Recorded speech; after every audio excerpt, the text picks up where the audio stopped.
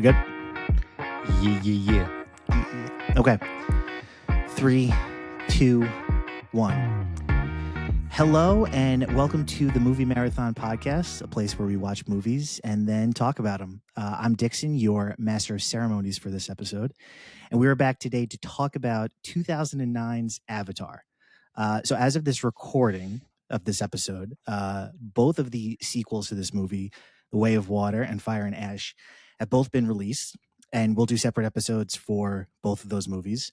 But today we're going to talk about the one that started it all. And we're going to talk about how impactful this movie was when it first came out and still is to this day. So my first question for you, Gabriel, my co-host for this episode, what was your first memory of this movie? I love Avatar. I saw it, I think, opening night. In 2009, but I saw it with our mutual friend, Mr. La. I won't speak his full name.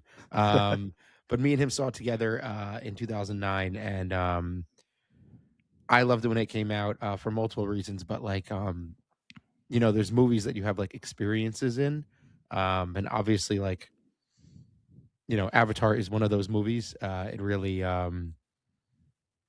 it transports you to a new world, obviously. And like does all that, but like the feeling of like sitting in an Avatar movie in like the cold winter, and like being there for like 3 hours, like you're about to like just be like stuck in that theater in a good way. You could really like get comfortable. It really says something, and like to experience it the first time, I remember the buzz like leading up to Avatar, but like I didn't know what to expect, and now it's hard to picture like.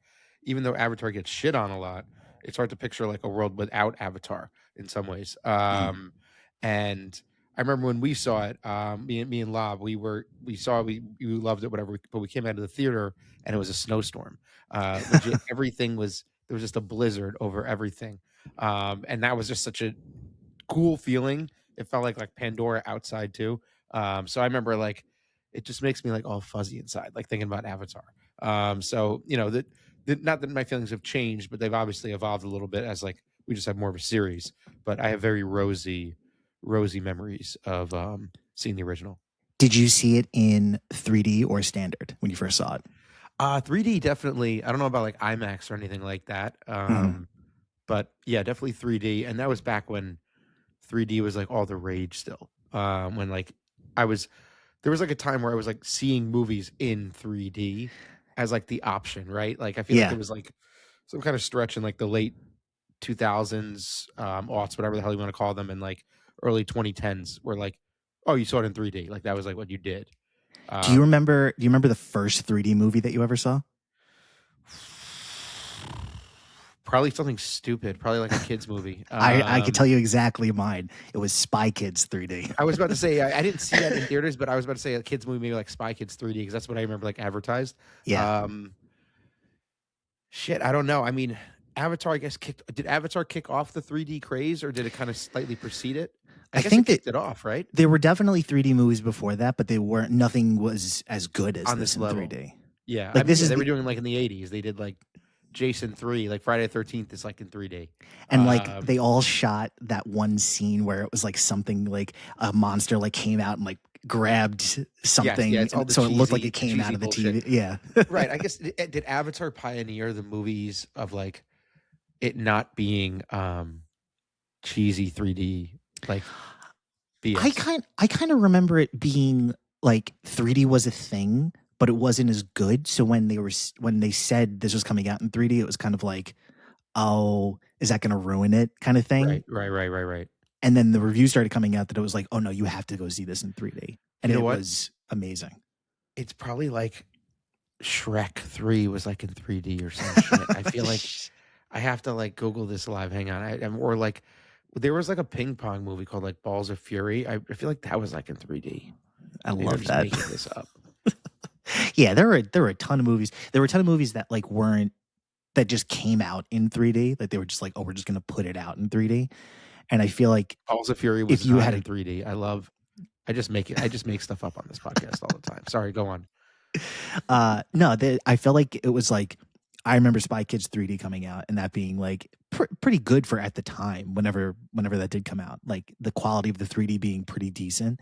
Right. And then after that, it like wasn't great, but they still were putting 3D movies out. And then Avatar came out and it blew everything out of the water. It was just a whole new ball game. Yeah, The Way of the Water. The Way of the Water. So this movie came out 17 years ago. Do you think it still feels like a movie that came out 17 years ago? Like I've watched it obviously watched it recently. No, not on the rewatch. No, I didn't. It doesn't feel old.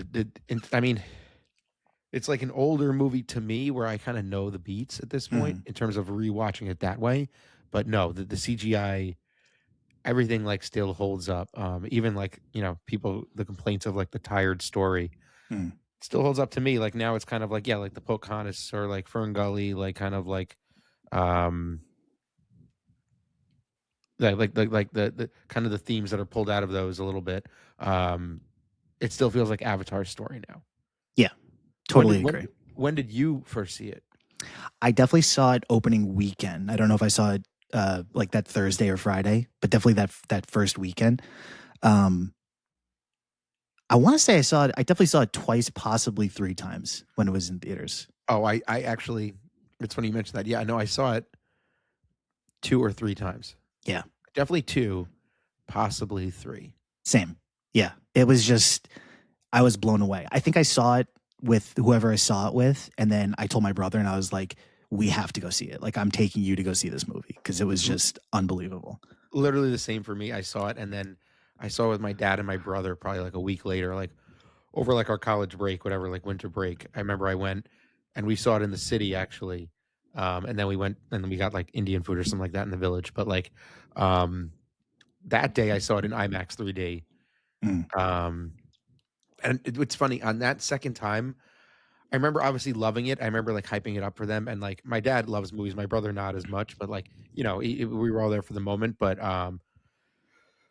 I remember being like, oh, it's like, this is like the new Star Wars. Like, this is going to be like, this is monumental. And we got out and everyone liked it. But I remember being honestly a little bit tired, like during the movie, like kind of like during the battle, I was kind of like, this is long. This is a long movie.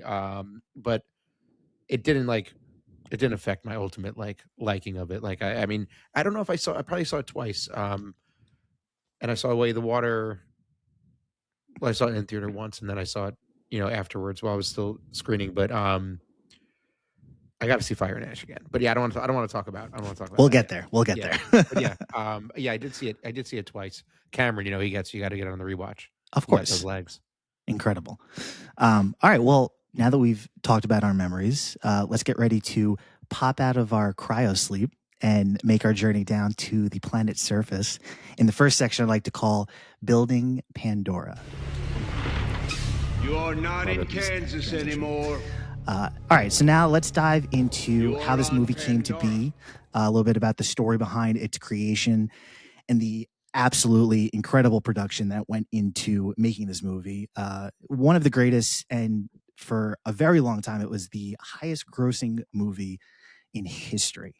So James Cameron originally wrote an 80-page treatment in 1994, and he took inspiration from science fiction books and adventure novels that he read as a kid.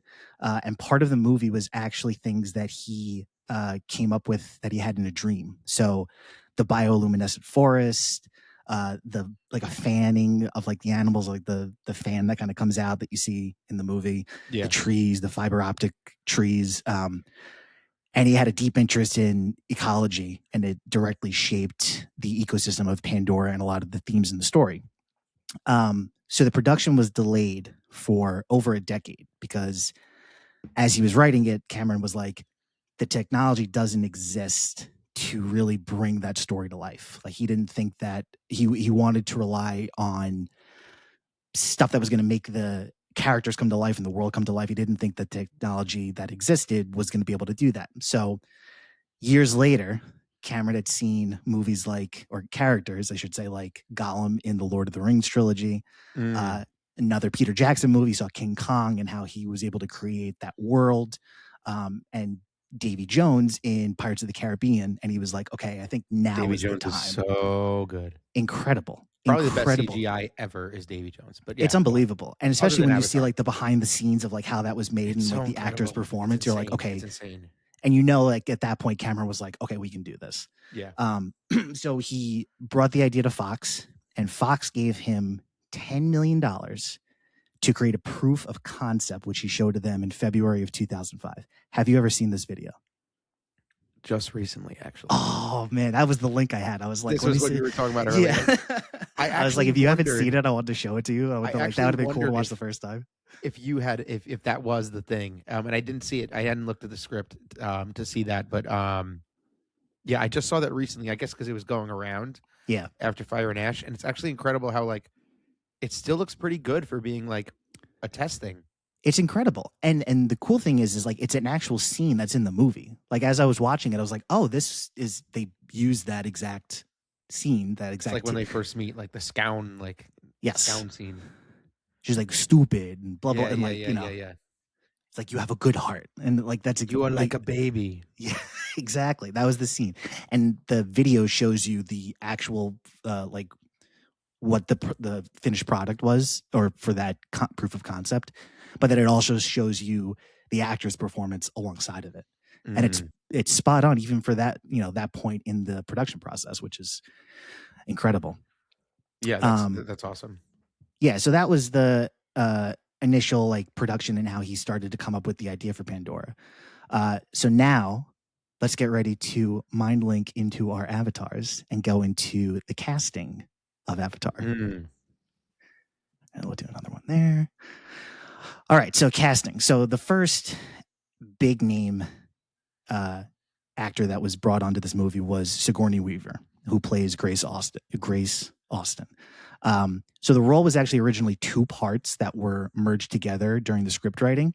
And Cameron actually called Sigourney Weaver directly to offer it to her. She didn't have to audition for it. He loves her. Of course.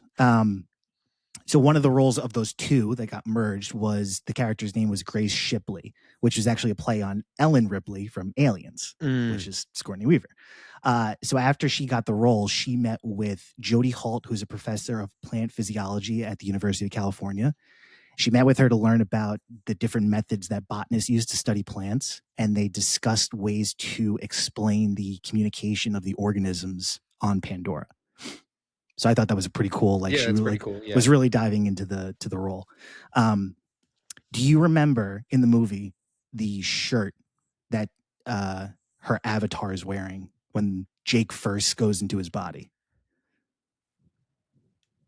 And he's like running in like the garden. Oh, she's wearing like a college t-shirt or something. Do you know what college t-shirt she's wearing? No, I don't remember.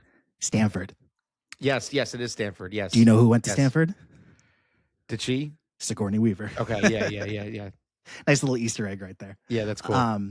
So another thing about her, she doesn't smoke, but her character smokes in the movie. Which is so weird. I have notes about that. Like, it's like the first thing she says. She goes, "Where is my goddamn cigarette?" So she doesn't smoke. So what they did was they gave her a toothpick, and she held the toothpick, and they CGI'd in a cigarette for all of her smoking scenes. It's funny that Cameron won't even have like them smoke like cloves or like fake cigarettes. Like nothing. He was just like, Blinders, we'll do it. I didn't even watch. Like Cillian Murphy like smokes cigarettes the whole time, but it's like fake cigarettes. Like Cameron's like, no, let's give her like a real, like a CGI cigarette, nothing real, and we'll just throw it in. Yeah, not even a vape. You know, like they could have been ahead of their time, done vapes. It would have been much more made much more sense. Nope, do it in post. Another fun fact: her avatar, the nose on her avatar, is human-like, which is different from the actual Na'vi people and the other avatars. So the production explanation for this was they were having a difficult time incorporating Sigourney's characteristics and features into the avatar design, because her avatar is supposed to be much younger than she was. So what they did was they took videos and photos of her from earlier movies, Alien being one of those movies, and they basically that's how they like were able to design it, but they couldn't figure out the nose for some reason. So basically the way that they explain that is that when the human DNA is transferred into the avatar body, there's certain DNA, I don't know if they want to say like, it just carries over. Some DNA features are kept. So like her nose was one. The fingers, like some of them having 5 fingers, is another one. Like they just use that as like a different facial, like different combinations of things were brought over from human DNA, and that's kind of what makes them stand out to the Na'vi people. They're like, oh, you're clearly not full Na'vi. It's so interesting that you bring this up because I didn't realize any of this until my rewatches. So we talk about Avatar and like all this stuff, and even Way of Water, which I truly have only seen probably like 4 times. I want to say, like when I saw it in theaters, or like the 2 original times, and maybe rewatched it once. Then this year for this, before Fire and Ash. So like, I didn't realize the whole fingers thing, or like, then they call it in Way of Water, which I don't want to keep on talking about, but like in that one, they like pull out one of the kids' hands, and like, I didn't realize what they were calling out. Yeah. But now it's so obvious, like when you look at the avatars, the nose specifically and how they appear, they were really able to like kind of like, I guess, fine tune that. But in the initial one, I didn't pick that up. So it's cool that they kind of took like something that was at their disadvantage, something that like they couldn't really replicate, and they made it into like a story feature, and really like, turned a problem into really like a great solution, made it part of the story. Exactly. It's really cool. Yeah, very, very cool. Sorry. Edit in post. Edit in Fix a lot post. of this in post. We'll Cameron it up. So the next main character is Jake Sully, who's played by Sam Worthington. So for this role, Cameron wanted somebody who was relatively unknown, and he had actually originally offered the role to Matt Damon. And you're going to say something? I know about this, but I heard recently that Cameron said Damon is bullshitting a little bit. That is like very, very recent. Interesting. I don't know if he ever, like, Cameron didn't say it was all fake, but there is some truth to it, obviously. But I don't know if he was like ever like fully cast and turned it down. I guess maybe there's some kind of like, it wasn't that far. But go on. But yeah, I just heard that recently from Cameron. Interesting. So from a Matt Damon interview that I watched, he said that when Cameron told him about the role, he was going to give him 10% of the profit from Avatar. Would have made him insane. Hundreds of millions of dollars. Like more than Robert Downey Jr. Seriously. Like in as Iron Man. Oh my God. It's pretty insane. Like he definitely, I feel like even if he wasn't officially offered it, he probably regrets it a little bit. I think the reason he turned it down was because he was in post-production for the Bourne Ultimatum. And he said that during those movies, the post and like the editing process was so involved that he needed to be there. And so it was more so that than the 10%, because he probably had no idea it was going to be one of the highest grossing movies of all time. Well, it's funny. I mean, his career probably wouldn't have changed very much. Like he's still obviously so successful. He's one of the most well-known actors, but like he's had some flops, some bad movies, and like done other blockbusters. He did We Bought a Zoo. Come on.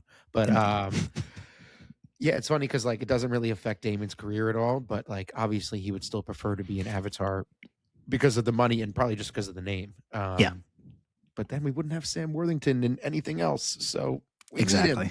So there are a few other actors that were actually in the running for this role. 3 Chris's: Chris Pratt, Chris Pine, and Chris Evans were all in the running for it. Amazing. Channing Tatum was another actor who was in the running for the role. Makes sense. And the studio is actually pushing for Jake Gyllenhaal to be Jake. It's hard to imagine. Like, I could see Damon. I don't know if I can see Gyllenhaal. He has like a little bit of a different look. Yeah. I guess they all kind of work though. I don't know. So Cameron liked Sam, and there's a quote from Cameron. He said, he has the quality of being a guy you'd want to get a beer with, and he ultimately becomes the leader who transforms the world. So that's why Sam got the role. In some ways, he does work. Like the Chris's are like all a little like too pretty for it. They don't really look like exactly like just like a Marine. Like that's the nice thing about Worthington, and Damon has that look too. Like they kind of just look like regular guys. Where like, the other guys are just like too good looking, or like Pratt, like it would have been too jokey, even like, regardless of like anything else. I think Worthington does it right. Yeah, I think he was the perfect cast for this role. So next on the docket, we have Zoe Saldana, who plays Natiri. And she was actually one of the early casts in the production process. And she screen tested because she was one of the early casts. She screen tested with other actors for Jake, including Sam Worthington. So they knew that they were going to be a good fit together.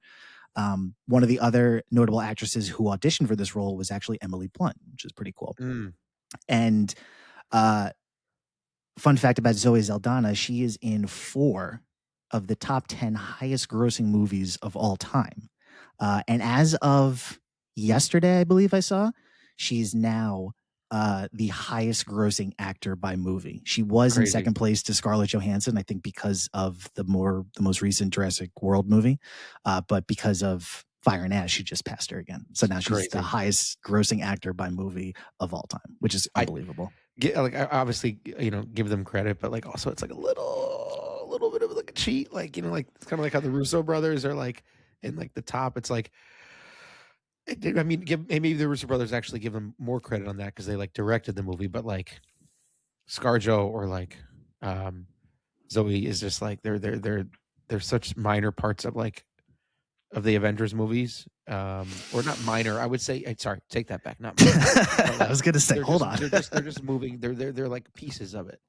So like everyone brings in that box office, not just like them. I'm not discrediting them. I'm just saying like it's not like looking at like Robert De Niro is like the highest grossing and he has like a breadth of films. It's like most of that box office is coming from like a supporting role in like an Avengers movie. And you got to think too, like not Avatar though. So Zoe Saldana gets the Avatar credit for sure. Yeah.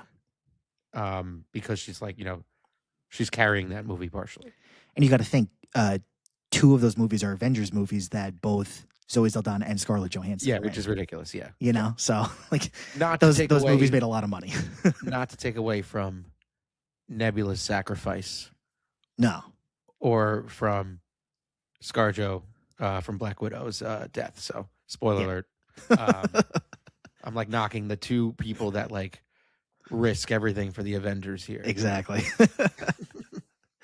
All right. So next we have Stephen Lang, who played Captain Miles Quaritch. Right? Oh yeah, baby.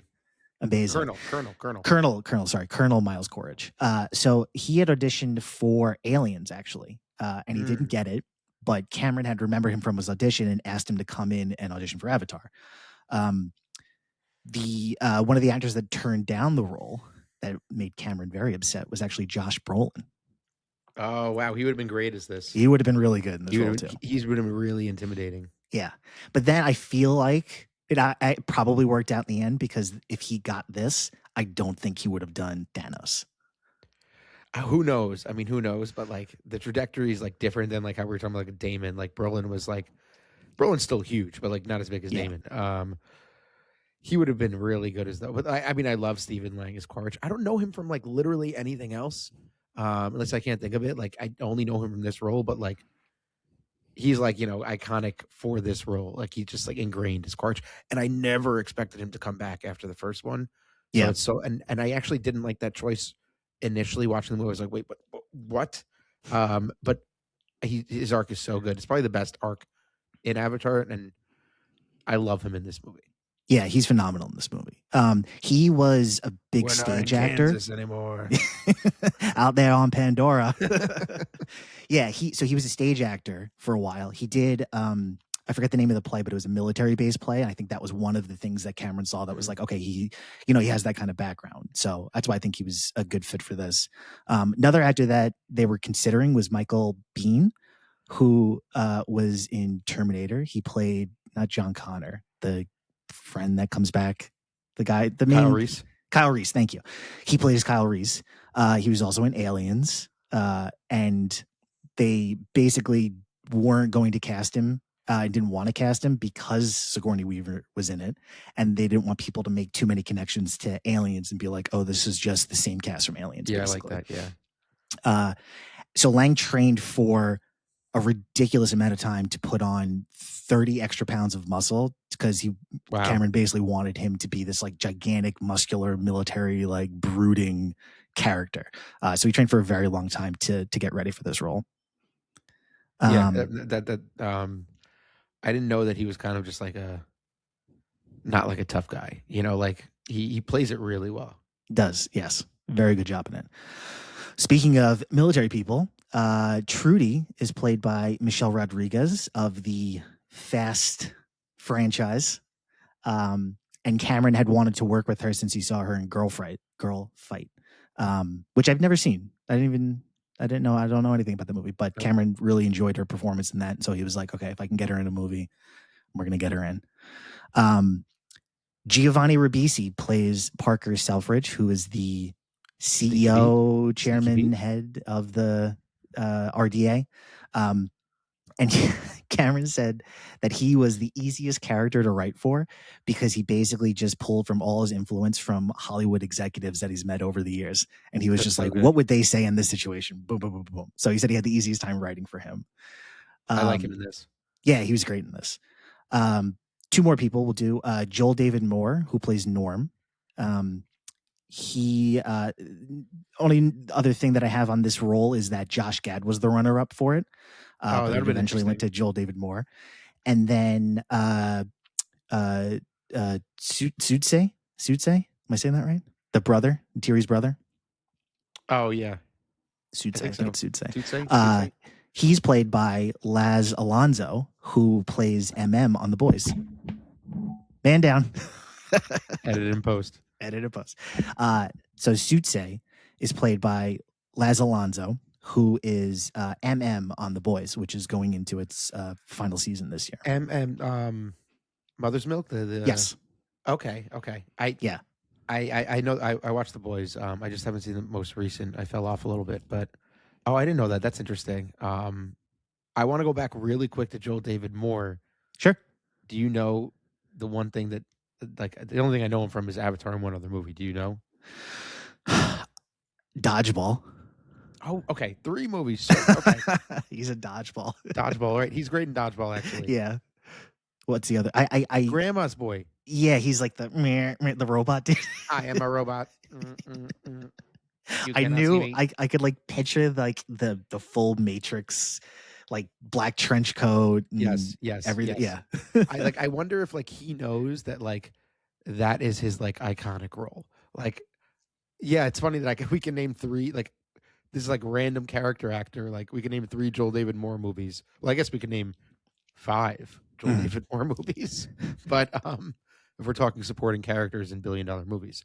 But Joel David Moore is probably one of the highest grossing actors of all time. He's got to be up there, yeah. He's got to be like on the list. He's got to be on the fucking list. We're gonna go through an extensive list and just be like, oh yeah, they're in these movies. Like that's crazy. Be on the list. That's so funny.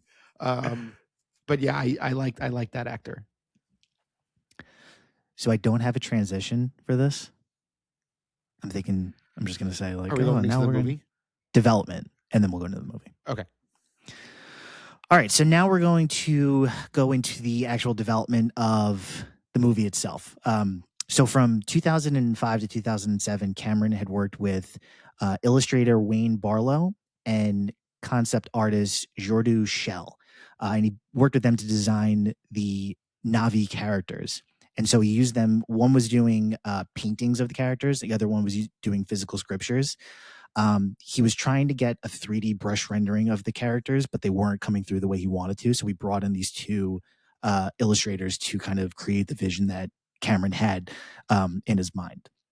So for Pandora itself, he wanted the forest to be like a blue-green kind of vibe. Like that was like the color scheme he was going for. But it seemed too like monochrome with the skin color that they were going for the Na'vi. What they did was they tested a real forest against the blue color that they were going for. And they realized that when sunlight hits the forest, it actually reflected green onto the characters. So it worked pretty well. And Cameron also said that like there are other animals that are in the jungle, like a tiger is not the same color as the jungle, but yet they're still hidden pretty well, you know? So it didn't have to be like something that blended them in perfectly, but something that did it enough. So then in April 2006, he began developing the script and specifically what the Na'vi culture was going to be. And he worked with the linguist Paul Frommer at USC to actually create the language that they use, and it has a lexicon of about 1,000 words that they use to kind of extend and work on the scripts as they have continue on with this. 1,000? 1,000 words. Yeah. Oh my God. It's crazy. That's so fucking nuts. Yeah. So they have a pretty good base of the language to go off of, which is great. So then in September of that year, Cameron announced he was going to be using his own reality camera system to film it in 3D. And basically that uses 2 high definition cameras in one body, and it creates that depth perception that you get from a 3D image. So in that year, in 2006, Fox executives were getting a little nervous at Cameron. He was very secretive about what he was working on, how he was working on it. They didn't really know what the IP was. He didn't really have, besides Sigourney Weaver, any major box office stars that they could market. Right. They were worried about how the new 3D was going to work out. So they eventually said that they were not going to produce the film. So Cameron then took it and shopped it around, and he went to Disney. And he was like, hey, do you want to take on this movie? So Fox goes, no, you're not giving it to Disney. They exercised their right of first refusal. And then eventually, after conversations with Cameron, they went back in, they were fully backing it, and they gave it a budget of $237 million. Very nice. Very nice. Nice round number. So filming. So Cameron basically described this as a hybrid with a full live action shoot in combination with computer generated characters and live environments too. So his quote is, ideally at the end of the day, the audience would have no idea which one of those two things that they're looking at. They don't know if it's a real thing, if it's CGI. It's a perfect meld of both of those types of shooting. So one of the main pieces of technology that we're using this was performance capture. So it was developed by Cameron, and basically uses these high-tech suits with reflective markers on the face and on the body. And on the face, they have a head-mounted camera that captures their full subtle facial movements and captures their full body movements. They're then basically able to take the real-time movements that they're capturing and translate them into the digital characters that they create based off of their movements. It's I didn't realize that Cameron developed it. Yeah. So not only did he develop that for the motion capture for the body, but then he also created a virtual camera system. And that shows the virtual counterparts, so like the characters they created and the digital surroundings together in real time. So the best way to describe this for somebody that has like never seen it, you do a movement, basically the actors would come in, they would perform a scene. In the room that they're performing the scene, there's like 20 something cameras set up all over the room. They go through the performance, they take however many takes to get the scene, do it different takes, different styles, whatever. They then take that, create basically like a template of their character. Then in that virtual camera system, they create the environment that they're going to be in, and they upload that to a camera. Then Cameron then takes that camera and can walk around and look in the scene around the actor's performance and say, like, this is where the camera needs to be for this shot. So it's not like during the scene, like, okay, we're setting up for this shot. This is where the camera needs to be. These are the shots you need to get. It's like, no, do it. We'll get a whole bunch, and then we'll go in and figure out where everything needs to go and where everything needs to be. It's another like do it in post. It's unbelievable. It's incredible. He's a genius. He's incredibly smart, and just the ability to be able to change and update and edit things like in real time and like as he's going through the process makes it so much more he can be more creative in how he wants to do things and how he wants things to look, even if it doesn't look like, if you do it the first time and it looks bad, it's like, okay, we can just change it, put it somewhere else, put the camera somewhere else, like have the actors do something different, have the environment change. Like if we want to put a tree over here or a mountain over there, like you can do whatever you can do whatever you want. Yeah. So they filmed all all of the motion capture stuff and all of the live photography stuff, 31 days. What? 31 days for the motion capture and then 31 days for live photography. That's crazy to me. I guess that just means how much is getting generated. Wow, that's crazy. Yeah. And how efficient they could be with that technology too. Yeah. All right, so question for you. While you're watching this movie, at what point did you say to yourself, oh, we're not in Kansas anymore? This is something that I've never seen before in a movie. I would say the point that it gets like that for me is the nighttime scene when you see like them swimming in the water and all that. That scene is like unreal. For me, it was when they first go out on that first mission science exploration we might be trip. thinking of the same thing. Yeah. So they're in the helicopter and you see a bunch of flying, not the thing that he eventually gets, I forget the name of the, yeah, the smaller Toruk. Yeah. When they're first going out and you see these other like flying animals, they do this shot, and I looked it up because the first time I saw this type of shot, it's called a crash zoom, was in Star Wars. Actually, it was in Attack of the Clones. It was like the scene where one of the ships is flying by, then the camera just goes vroom, and like you see almost inside the ship. I remember seeing that, and it was like the animal, like its head turned and like it like caught, and like you could see its tongue wagging, you could see like all this detail, and I was like, oh, this is unbelievable. Like this is so shot so well and looks so good, and like I remember being that and being like, okay, this is different. This is a different kind of movie. I mean, my scene follows yours. You know, like you have like essentially the day part of that mission. Mine is when he's like lost at night, and then like Natiri finds him. So like, it's all tied to like the exploration of Pandora. You know. Yeah. All right. So now that we've filmed the movie, let's get into it. Let's get into the plot of Avatar. Make the bond! All right. So Avatar takes place in 2154, and Earth is basically tapped out. There's no resources. Corporations are basically running everything on the planet. People are looking for help. And that brings us to Pandora, which is a moon that's orbiting a giant gas planet, which is light years away from Earth. So it's a beautiful planet, but it's very dangerous. The atmosphere is toxic to humans. There's very aggressive wildlife. And everything on the planet is connected through a biological neural network, which becomes important later on in the movie. But people are basically there for one thing. It's called unobtainium, which is a rare mineral that basically can solve the energy crisis on Earth. It also happens to be worth trillions of dollars, which is why corporations are involved. Unobtainium is actually a real term. It's used in engineering, and it's basically for anything, a material that's ideal for a particular application, but it's impractically difficult or impossible to obtain. So I thought that was kind of cool that he's using like real world terms to kind of like bring it in.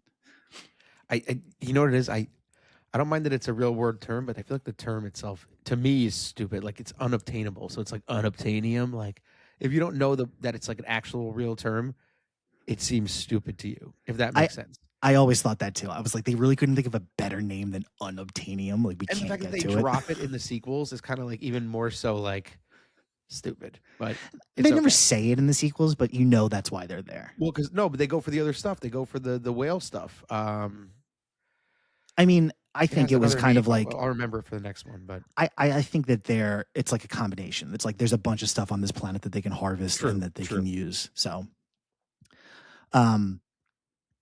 so before we even get to the meeting the main characters, were you initially like hooked from Pandora, or did you think it was like too much? Do you think it was like an overwhelming amount of like spectacle? No, I thought it was great. If anything, like, not that the characters are weak or anything like that, but like the movie I think is more so carried by the planet. You know, like how like, you know, locations can be characters. You know, New York in a New York Beast movie could be like a character in the movie. Pandora's a character. I feel like Pandora is the main character of the Avatar movies, like the planet. And you could even make a case like Eywa is like living and all that, and the planet's alive. So, no, I don't think you can over spectacle the Avatar. I guess you can over spectacle the Avatar movies. We can get to that, but like, no, I'm not overwhelmed by the planet and all that. I think that's the best part of the Avatar films. Agreed. I would totally agree with that. So now we have Jake Sully enters the picture. So he is a former Marine. He was wounded in combat and paralyzed from the waist down. So we find out that he had an identical twin brother who was involved in the Avatar program who was killed. And the corporation comes to him and says, hey, your DNA matches up. You want to go basically take his place in this position. So basically, the Avatar program, the way it's set up is that your human consciousness is linked genetically to these Na'vi bodies that are called avatars. And they are able to survive on the planet. And they're able to go and interact with the native people of that planet. So when Jake first gets to Pandora, he's kind of being pulled in two directions. He's working for, the reason he's there is to work with the science organization to learn more about the ecology of the planet. But then he's also working with Quaritch and the military, who's there to protect the mining operation, which is what's bringing in the money and funding everything else. So he's basically told by Quaritch, he was like, you have to gain as much intel as you can, get their trust. And if they can't, if they're not going to help us or move out of their way, we will move them by force, basically. So he's put into this like weird in-between position.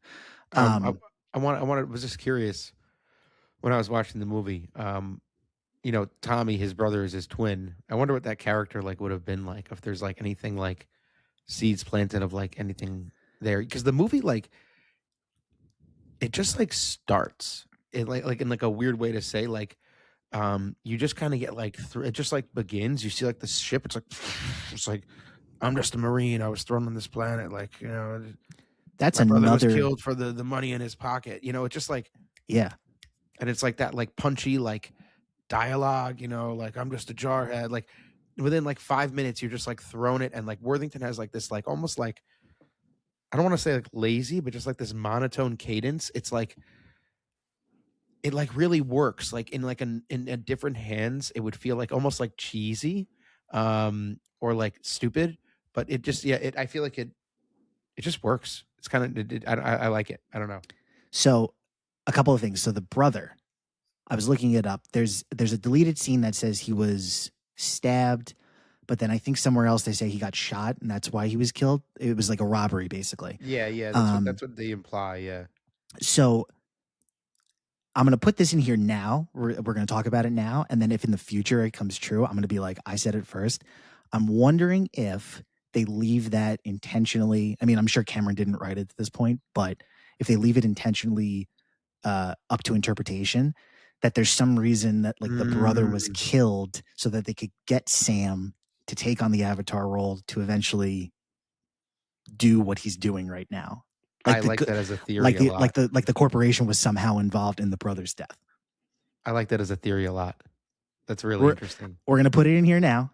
And then if in the last two, maybe three, I don't know however many movies they're going to do after this, if it comes up at some point, I'm going to be like, I got it. It's really interesting. Really interesting. All right. So we're on the planet. Jake's basically, they kind of use him as like a plot point to, or not a plot point, but kind of like the reason for explaining how the program works. And so he goes into the Avatar body for the first time. He's running again since his accident. He feels like a new person. And he realizes that he is very unprepared for the world of Pandora. So in the first mission that he goes out with Grace and Norm, he gets separated from them. He's basically almost killed by half of the creatures in the world. And Neytiri appears and she basically saves him. She looks at him and she's like, this guy's pathetic and reckless. And, I don't know. She's basically like trying to shoo him away and get him off of the planet and get him away from her. But then she has this sign, Eywa, the little seed particles come down on him.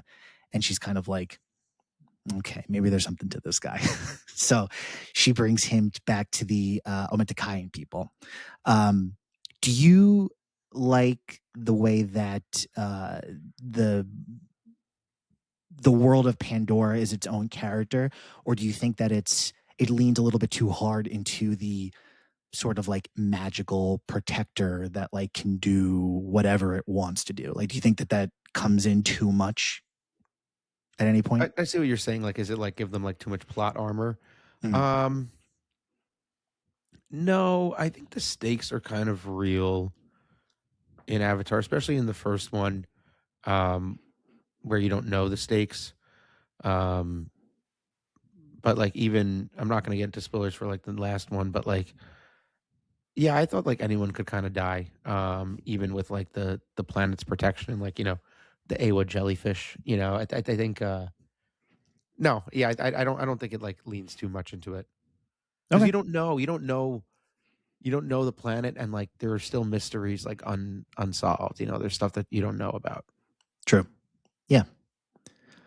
All right. So then Jake basically goes to them, and Atiri convinces them to let him stay with her, and she's going to be his teacher to kind of show him the ways of their culture, and basically how to be a true Na'vi person. So he learns how to hunt the way that they do. He's riding the horses, the banshees, learn the language.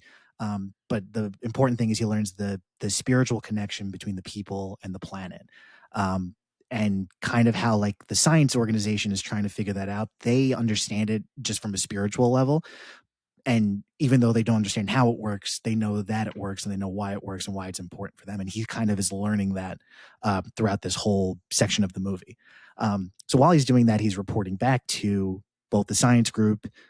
He's doing these video logs that initially start off like, he's explaining to the military, like, these are like the foundations for Hometree, which is their base of operations. Hometree.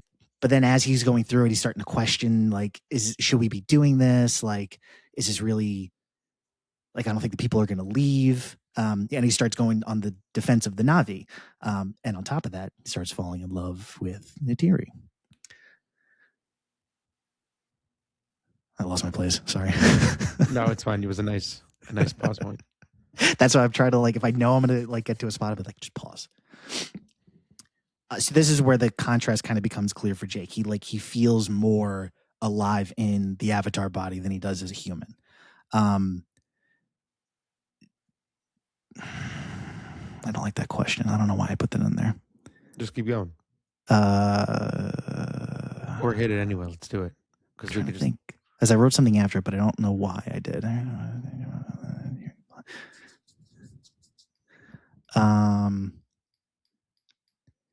All right. So at this point, did the movie kind of like win you over emotionally? Like, were you like totally invested in Jake becoming one of the Na'vi people? Or were you kind of like, oh, he's just going to turn and go back and do what the humans tell him to do? I think that was kind of predictable. It was that I think is probably one of the main complaints about Avatar, like the story. I think you kind of knew that he was gonna work for Quaritch, slowly turn and like fall for like the planet and Neytiri and all that. Yeah, you kind of saw the writing on the wall. If that's what you're asking. Yeah. I the one time that I thought that maybe he was actually going to go and side with the humans and help them out over the Na'vi people was when, I think it's like after they bond, like that night after they bond, he wakes up in the link unit that like he links into his avatar, and he's like, what am I doing? And to me, every time I watch that scene, I'm like, that to me feels like the worst hangover ever. You have one of those nights where you just regretted every single decision that you made, and you're like, what am I doing? Like, so at that point I was kind of like, he might just be like, all right, I'm gonna go back. And they do a nice job with that, where like he has the beard, he kind of like let himself go, and it's clear, like that's like where they use the running time to their advantage. It doesn't feel sudden where he like kind of switches sides, even though you like know what's happening. It doesn't feel weird, and it doesn't. They do it well, to see him kind of like lose himself and all that. And I will say, like with the bond and like, I know you're like getting there, but like with like the Neytiri like scene and all that, Cameron probably had to really toe a line of like making the aliens look. People complain sometimes like they look a little too human. It's like he couldn't sleep with like a a full-on alien. You know, they need to be humanoid in some aspect.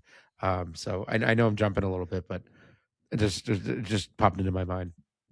No, I totally get what you're going for.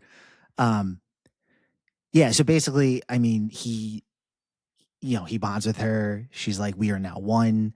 She's actually betrothed to, Tutsei or Sutsei. yeah. Oh, I said were her brother. It's not her brother. It's her betrothed. I think it is also her brother. I don't think so. No, because he calls him brother. Okay. Like later on when he comes in, he calls him brother. But yeah, no, it's her betrothed. So basically, like, that all goes to hell. Jake goes back to the humans, and he's basically trying to convince them, like, give me one more shot to try and get them to leave Hometree, so that you don't have to kill anybody. You can just take it, but like, let me talk to them because like they trust me. That completely fails. The humans basically decide, we're going in, we're taking over this thing. There's nothing you could do to stop them. Jake goes back to the Omatakayan people and he tries to tell them, he's like, they're coming. There's nothing I can do. Like, you have to leave. And he basically explains to them, he's like, I was sent here initially to try and bring you this message and to get you out of here. And so they're like, you're done. We hate you. You're not one of us. And so then the military comes in and eliminates Hometree. That scene for me was like, it's like so good. So yeah, unbelievable. Definitely an emotional peak of the movie for sure. A lot of the Na'vi people get killed. Natiri's father, who's the leader of the community, he dies. A lot of the Na'vi are displaced. They don't know where to go. Did that scene, that destruction, feel like a true tragedy to you, or were you like, oh, they're definitely going to blow up this street? Like, it was sad. It was sad. Yeah. Like I said, the music, James Horner's like music, just like really like pulsates in you, and like he really drags it out. And that's the thing about the movie. You feel like that's the end in some ways. Like, even like you feel like that's the climax. Like, even though like Jake's left to do more, and it's kind of like unresolved, you feel like this is going to be like the continuation, the end, and there's like that lull after that. So you're kind of like poorly put through the ringer. Like, that's not your final battle. That's just like your impetus for the final battle. Yeah. So after the destruction, Jake is imprisoned by the military with Norm, and I forgot the other character's name. The doctor, or the other scientist. Yeah. So they're broken out by Trudy. They're taken to an off-site link unit station that Max they have. Is the doctor. Max, thank you. Yes. So Max, Norm, and Jake are in prison. Trudy breaks them out. They go to the link site that's remote. It's like up in the what do they call it? The Aha Mountains. The Hallelujah Mountains. Hallelujah Mountains. Thank you. They go up to the Hallelujah Mountains. Jake plugs into his avatar and he's basically like, okay, I got to do something crazy. Like, I gotta figure this out. So he goes out and captures the great Leonoptrix known as Toruk. And it's one of the toughest animals. Only a few people have ever been able to capture it.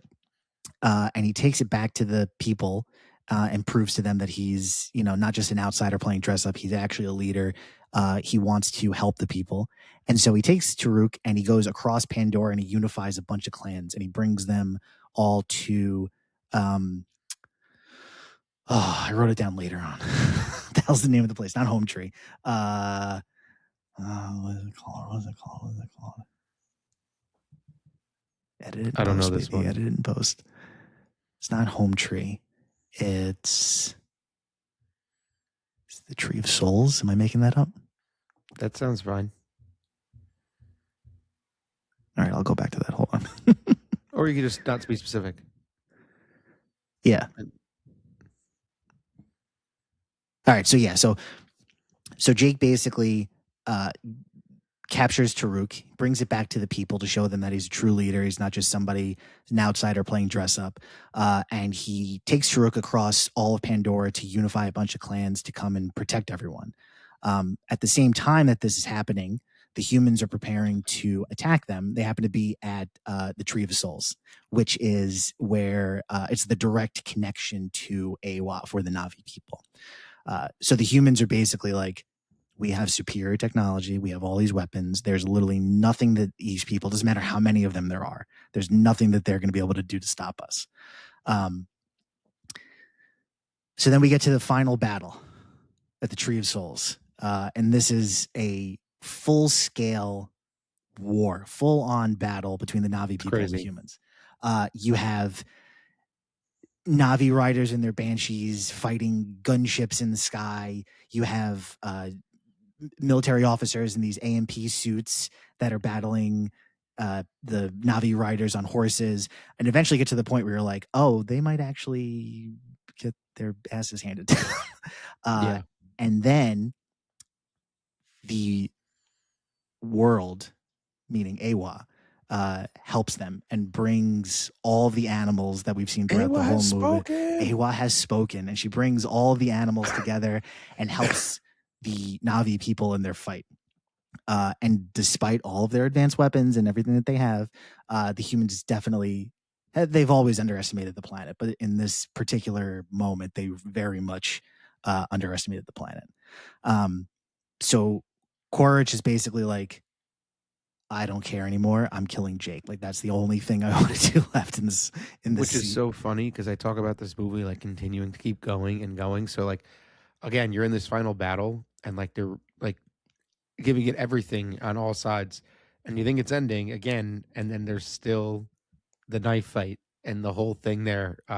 It's crazy. Yeah. So Quaritch goes after Jake. They get into this crazy fight. Natiri's there. She helps him out a little bit, but she gets sidelined a little bit for it. And then it's just Jake and Quaritch. They go at it. Jake eventually kills Quaritch. And Natiri actually sees Jake's human form for the first and only time? First time. Yeah. Because we see him a little bit later. Yeah. So this idea of like Pandora and Eywa helping and fighting back against the humans, do you think it's, again, kind of that like magic, being the ultimate, we can do whatever we want kind of character in the movie? Does it feel like a little too convenient, or does it feel earned that the planet actually was able to assist the Na'vi people in their fight? I think it's earned. I mean, it's building it the whole movie, and ultimately, like he does like a bait and switch where like you think the planet won and they won the battle, and then again like there's like this knife fight at the end, and like Natiri and Jake could really be killed, and he keeps on like kind of upping those stakes where like it's not just like Jake fighting him, but he's also suffocating at the same time. So it's really, really, he really knows how to like draw up the tension and like the action. Yeah, absolutely.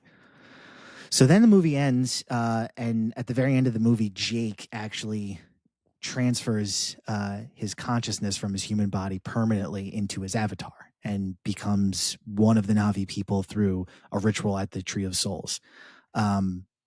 And that's kind of where we end the first Avatar movie.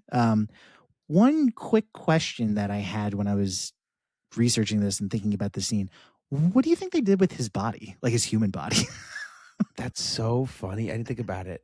Like, do you think they just buried it, or like they kept it, they put it somewhere? They're like, we can keep this on ice if we need it for a later date. I'm assuming Eywa it's with Eywa. I would assume so too. Yeah, it's probably just, that's so funny. Yeah, I know. Yeah, that's hilarious. I didn't think about that. So what do you think? It's also making me think though, like about Grace Augustine's body, because we didn't talk about that, and only because it plays into the sequel. True. They do that whole thing where they try to revive her. Same thing. Her body obviously went somewhere, and we know how that scene ends up now because of Fire and Ash.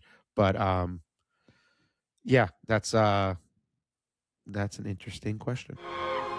So what do you think, after having watched the movie, what do you think is the something that sticks with you the most? Do you think it's the overall like journey that Jake went through, or do you think it's more how it evolved this new world is, and how evolved the ecological system is within the people and just within the planet itself? Probably the latter, just the ecological stuff and the planet and all that. like I said before, like Jake's journey is kind of nothing that it reinvents the wheel. You know, it moves the story forward, but I think Pandora carries the movie, and it's what you're really there for. If anything, Jake's story is better in the other ones. I think he's a lot better character as a dad than just as like a soldier, and like in this one he kind of plays the audience, right? It's like the point of view of like exploring the planet, and like that's really his purpose, is to be like that, like the straight man, the sounding board. And then everyone else has like stronger characters. Natiri is a really strong character. Like Quaritch is a really strong character. Even Giovanni Ribisi doesn't have a lot to do. Like, I don't know. There's just like a little bit more like pizzazz there. So we were kind of saying this before. Like Worthington like does like a serviceable job. He's good as Jake, and great in terms of like the motion capture stuff. But like his character has a lot to do, and yet like not a whole lot to like. He has like a journey, but like I don't know. There's just not a whole lot to him, if that makes sense. Yeah, no, I totally agree. So I know you said this before, but final questions. Did you like this movie? Oh, I loved it. Is this final thoughts? Yes. Okay. Yeah, for my final thought, like I would say love Avatar. It's I'm so familiar with it now. I don't want to say it's like it's stale, because it's not. It's not a movie I rewatch all the time. Like I've gone like years without like rewatching it, but like probably around the winter time, like probably release nostalgia, like I will want to like throw on Avatar. Like it's one of the few movies I own on Blu-ray. I stopped buying Blu-rays, like hard copies of stuff, but like I own Avatar on Blu-ray, like whatever the best one it was, whenever I could get it at the time.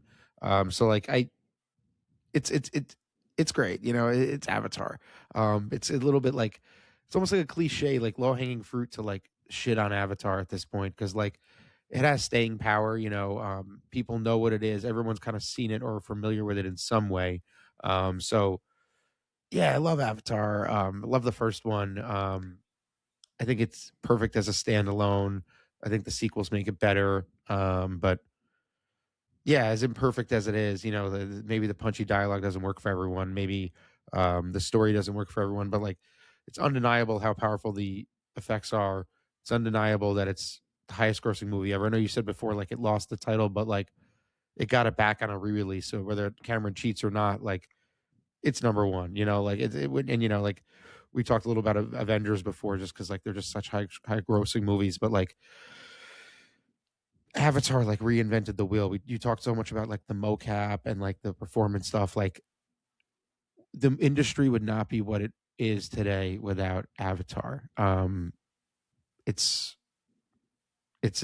one of the, regardless of your of any qualms with it, it's one of like the greatest movies ever made, just because of the technology. It's undeniable.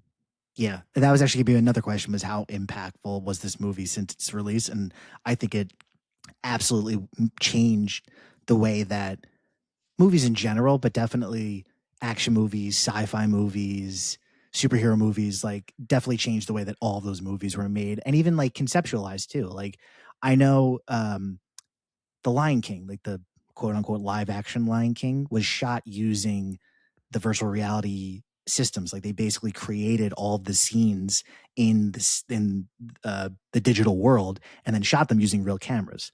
So it's just, you know, people have taken that technology and run with it. Evolution of it. Yeah, it's different, you know, different steps and different evolutions, like you said. So it's absolutely been affecting movies ever since its release, which is incredible. I want to ask this. I want to talk about this on another one too, because I want to get Eric's thoughts on it when he joins us for the other ones. But do you think Cameron has like wasted the past 20 plus years making Avatar movies? Obviously, there's a huge gap there between Way of Water and the original, but like he did other stuff, just not movie stuff, right? He did like his Titanic work and like his underwater stuff, and like was working on technologies that we probably don't know about that have been used in films, you know, helping out in other ways. But like creatively, you know, it's Titanic, and then it's just Avatar, and like maybe he'll make more movies, maybe he'll make more Avatars. I kind of want both, but he's in his early 70s, so like we might not get both, or that's all we might get is 2 more Avatars and like another movie or 2. So is it a problem that Avatar is Cameron's legacy? I don't think it's a problem per se, but I think that he put so much into it and he's invested so much time into the movies. He feels so strongly about making them and getting them done right and getting them done to the best of their abilities that, like, I don't know if we could get anything of this caliber from Cameron again. Like, we can get good movies from him, but nothing to this level. Nothing that, like, changes the movie industry after it comes out and completely reinvents, not that he wouldn't be able to make new technologies, but something that changes the way movies are made going forward. So could he do something? Sure. But, like, would I rather him finish these and complete the story and make the ending incredible? I think I would prefer that over other movies. And that doesn't mean that he hasn't, he's already done great films before. Like you said, Titanic, Yeah. Aliens. Aliens. Yeah, Terminator. it's just unreal blockbuster hits. But I think I would rather have him wrap these up, put all of his mind, because that's another thing too. There's definitely some you do see that with directors and writers and showrunners that are kind of pulled in multiple different directions, and them, like, not to crap on anybody, but you look at Game of Thrones. They obviously, in that situation, they were working with source material and then didn't have that source material towards the end, and they were getting pulled in a bunch of different directions for other stuff because of the success of that show. So I wouldn't want that to happen to something that has been so successful and so revolutionary at this point. But yeah, would I love a million other James Cameron movies that he put this much effort into? Of course. Yeah. I feel the same way. Yeah. All right. Well, I think that's it. Do you have anything else you wanted to say about this incredible 2009 Avatar movie? No, I don't think so. I mean, I'll have a lot more to say in our future episodes. So I want all the viewers to, after you listen to this one, make sure you listen to part 2 and part 3, where we'll talk about Way of the Water and Fire and Ash. But no, I don't think so. Yeah, I think everything else will go into spoiler territory for the new stuff. So I'll save it for the next episodes. But yeah, love Avatar. Same. And I see you. I see you. All right. Well, thank you so much for joining us on this episode of the Movie Marathon Podcast. Peace. Peace.